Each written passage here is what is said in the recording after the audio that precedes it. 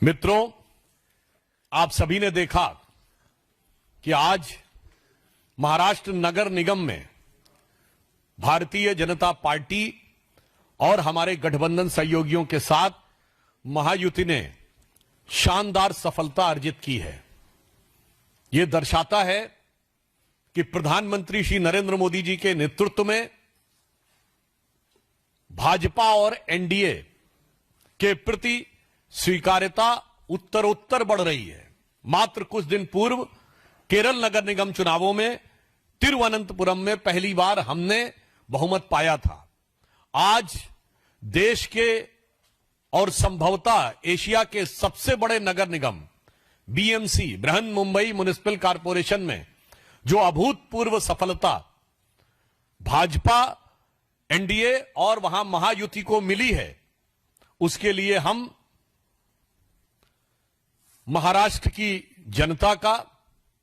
महाराष्ट्र के मतदाताओं का भारतीय जनता पार्टी की तरफ से धन्यवाद देते हैं। इसके लिए हमारे महाराष्ट्र प्रदेश के कार्यकर्ता,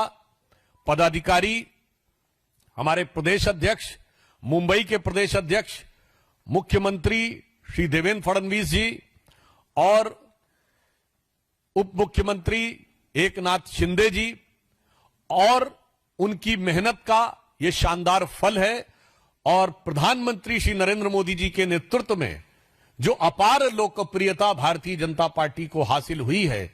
उसके ये व्यापक विस्तार का एक चरण है। और इसके साथ हम ये भी कहना चाहेंगे कि महाराष्ट्र की धरती, जो भारत के सांस्कृतिक गौरव का केंद्र रही है, छत्रपति शिवाजी महाराज का हिंदवी स्वराज्य जहां से प्रारंभ हुआ, जहां से लोकमान्य तिलक ने पूर्ण स्वराज्य का उद्घोष किया और जो राष्ट्रवाद के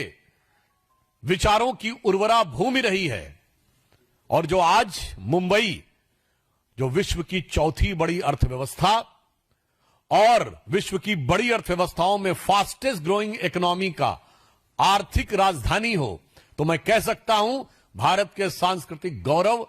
और आर्थिक समृद्धि दोनों के लिए विकास की इस नई इबारत को जो हम प्रधानमंत्री श्री नरेंद्र मोदी जी के रूप में लिख रहे हैं, उसके ऊपर महाराष्ट्र की जनता ने मोहर लगाई है। मुंबई में हमारी यह शानदार जीत और नगर पालिकाओं में हमारी यह शानदार जीत दर्शाती है कि युवा पीढ़ी ने भी बड़े उत्साह के साथ भाजपा और महायुति का पुरजोर समर्थन किया है। हम इसके द्वारा कह सकते हैं कि जेन जी ने ये वीबी के पक्ष में मतदान दिया है। वीबी मतलब विकसित भारत। विकसित भारत के जिस मार्ग पर भारत आगे बढ़ रहा है प्रधानमंत्री जी के नेतृत्व में, और श्री देवेंद्र फडणवीस जी महाराष्ट्र में उसका नेतृत्व कर रहे हैं, मुझे लगता है कि जेन जी ने उस दिशा में हमें पुरजोर समर्थन देकर और शक्ति प्रदान की है। आपने देखा कि पहले बिहार में हमें सफलता मिली, उसके बाद केरल में सफलता मिली, अब महाराष्ट्र के नगर निगम में यह अभूतपूर्व सफलता निश्चित रूप से देश के भविष्य के लिए एक बहुत शुभ संकेत है, सकारात्मक संकेत है। और इसके साथ साथ नकारात्मक राजनीति करने वालों को महाराष्ट्र की जनता ने एक करारा जवाब दिया है। ये लोग, इस चुनाव का एक और निष्कर्ष है कि मैं विपक्ष से पूछना चाहता हूं कि इंडी गठबंधन का अस्तित्व अब है या नहीं है, क्योंकि 2024 के बाद के चुनावों में दिल्ली विधानसभा में आम आदमी पार्टी कांग्रेस का गठबंधन टूट गया, केरल में कम्युनिस्ट पार्टी और कांग्रेस अलग अलग लड़े, महाराष्ट्र नगर निगम में उद्धव बाला साहब ठाकरे, शिवसेना, उबाटा और कांग्रेस अलग हो गए, और बंगाल के आने वाले चुनावों में कोई संभावना नहीं दिख रही है कि तृणमूल कांग्रेस और कांग्रेस मिलकर लड़ेंगे। अर्थात इंडी गठबंधन का किला बिल्कुल तार तार होता नजर आ रहा है। कि बेनकाब चेहरे हैं और दाग बड़े गहरे हैं। यह इंडी गठबंधन में दिखाई पड़ रहा है। और टूटता तिलिस्म आज सच से भय खाता हूं, यानी उनका तिलिस्म टूट रहा है और सच को वो देखने की क्षमता में नहीं रहते हैं। और मैं अंत में यह कहना चाहूंगा, जिसे महाराष्ट्र की भाषा में कहते हैं, जय जय महाराष्ट्र माझा। आज महाराष्ट्र की जनता ने जो हम लोगों को समर्थन दिया है, उसके लिए हम पूर्ण विनम्रता के साथ उनका आभार व्यक्त करते हैं। और उसके साथ साथ यह भी दिखाना चाहते हैं कि ये छत्रपति शिवाजी महाराज की वो भूमि जिनकी सेना के लिए कहा जाता था,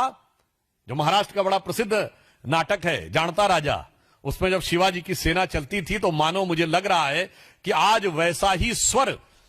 हर मराठी के कानों में गूंज रहा होगा कि साजी चतुरंग सैन अंग में उमंग धार सारजा शिवाजी जंग जीतन चलत है। तो मुझे लगता है जैसे चतुरंगणी सेना को और अंग में उमंग धारण करके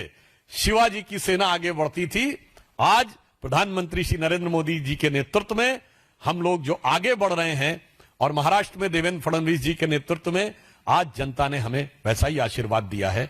देखिए, जो अपने गठबंधन सहयोगियों को साथ में नहीं रख पाए और वो उनसे कट के छट के अलग हो गए, वो दूसरों पे क्या आरोप लगा रहे हैं। आज वास्तविकता यह है कि एक भी राज्य का चुनाव और एक भी नगर निगम का चुनाव 2024 के बाद जो हुआ है, उसमें तथाकथित इंडी गठबंधन, जिसके विषय में तरुण सिंह जी ने कहा कि इंडी गठबंधन आपस में एक दूसरे से प्रेम नहीं रख पाया, पाकिस्तान से प्रेम दिखता रहा। तो जो कुछ कह रहे हैं संजय राउत जी, मुझे लगता है शिवसेना उबाटा को, जो श्रद्धेय बाला साहब ठाकरे जी की विरासत का होने का दावा करती थी, उसे इंट्रोस्पेक्शन की जरूरत है कि नाम का दावा करने से आपके कामों पर जनता यकीन नहीं करती। कहां बाला साहब ठाकरे जी प्रखर हिंदुत्व के प्रतीक थे, हिंदू हृदय सम्राट थे, और आज शिवसेना उबाटा उस गठबंधन में है जिसमें मुस्लिम लीग भी शामिल है, जिसमें आतंकवादियों का महिमा मंडन किया जाता है। आज यदि शिवसेना उस गठबंधन में खड़ी है जहां अफजल हालात का मारा है, जहां याकूब मेनन की जुडिशियल किलिंग हुई है, जहां ओसामा को जी कहने वाले, हाफिज को साहब कहने वाले, बुरहान वानी को भटका हुआ नौजवान कहने वाले, और भारत तेरे टुकड़े होंगे इंशाअल्लाह कहने वालों के प्रति सहानुभूति रखने वाले, जाकिर नायक को शांति का मसीहा कहने वालों के साथ अगर आप खड़े होंगे तो मुझे लगता है महाराष्ट्र की जनता भली भांति इसका उत्तर देगी। और एक बिंदु मैं और कह देना चाहता हूं, ये वोट चोरी का जो लोग आरोप लगाएंगे, मेरा उनसे पहले काउंटर सवाल है, आपके गठबंधन सहयोगियों को किसने चोरी किया, कृपया कांग्रेस से बता दें।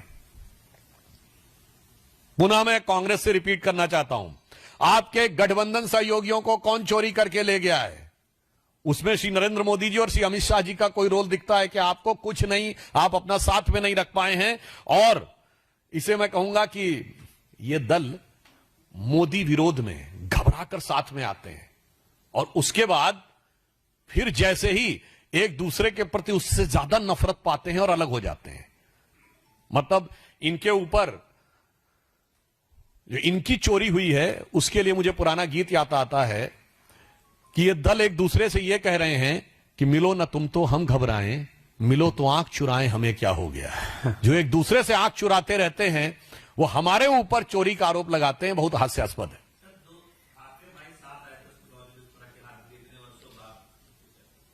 मुझे लगता है कि मैंने पुनः स्पष्ट किया कि श्रद्धेय बाला साहब ठाकरे जी के समय में शिवसेना एक सैद्धांतिक पार्टी होती थी। अब आप कल्पना करिए, बाला साहब ठाकरे जी ने कहा था 6 दिसंबर 1992 को रात 10:45 पे बीबीसी की हिंदी सेवा पे उनका इंटरव्यू था, जब उनसे यह पूछा गया कि आप पे यह आरोप है कि आपके शिव सैनिकों ने तथा कथित बाबरी मस्जिद गिराई, क्योंकि हमेशा कोर्ट ने उसको विवादित ढांचा कहा था, तो उन्होंने कहा था यदि ये आरोप है तो मुझे इस पे गर्व है। और आज उनके साथ खड़े हैं जो मुर्शिदाबाद में बाबरी मस्जिद बनवा रहे हैं। मुझे लगता है महाराष्ट्र की राष्ट्रवादी जनता की आंखों में इतनी धूल नहीं झोंकी जा सकती। इस पराजय के बाद भी मैं पूछना चाहता हूं श्री उद्धव ठाकरे जी से और संजय राउत जी से कि मुर्शिदाबाद में बनने वाली बाबरी मस्जिद के पक्ष में आप हैं या नहीं। यदि आप उस विरासत के हैं जो बाला साहब ठाकरे जी ने कहा था कि तथाकथित बाबरी मस्जिद ध्वस्त करने पे मुझे गर्व है, और आज मुर्शिदाबाद में बाबरी मस्जिद खड़ा करने पे आपको गर्व है, मुझे लगता है इसके बाद चुनाव परिणाम ने जो निर्णय दिया है वो एकदम पाक साफ है। और वैसे चुनाव परिणामों के लिए एक पंक्ति और कह दूं, अब बिल्कुल साफ हो गया है। राहुल गांधी जी को नजर करते हुए कहना चाहूंगा कि अब तो उन्हें समझ में आ जाना चाहिए, 99 का खुमार उतर जाना चाहिए। जो थर्ड अटेम्प्ट में थर्ड डिजिट न टच करने के बाद भी जो 99 का खुमार था, तो उसके लिए एक पंक्ति समर्पित करना चाहता हूं कि वो पैरवी तो झूठ की करता चला गया, बस उसका चेहरा उतरता चला गया। वो पैरवी तो झूठ की करता चला गया, बस उसका चेहरा उतरता चला गया। रंगत समझ में आई मगर आई देर से, कच्चा था बहुत रंग उतरता चला गया।